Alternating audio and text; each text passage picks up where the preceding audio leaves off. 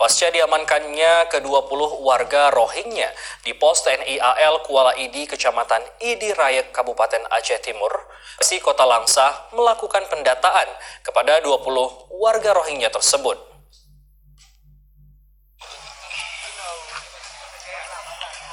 Petugas kantor imigrasi Kota Langsa melakukan pendataan untuk ke-20 warga Rohingya yang mendarat di wilayah Kuala Idi, Kecamatan Idi Raya, Kabupaten Aceh Timur.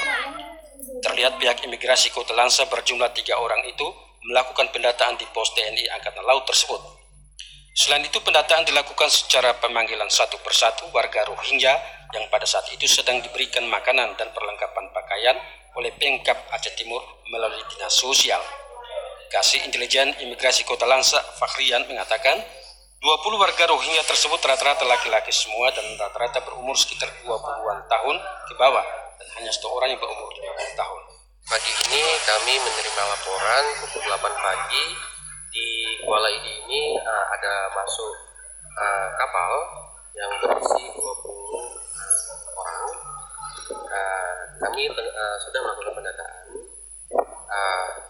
Kami dapatkan informasi bahwa mereka itu berasal dari Rohingya dengan jenis kelamin semuanya adalah laki-laki. Kemudian umur paling muda adalah 15 tahun dan yang paling tua adalah 50 tahun. Selanjutnya kami tengah berkoordinasi dengan pihak-pihak instansi terkait untuk penanganan mereka. Dari Aceh Timur, Said Maulana, TVRI melaporkan.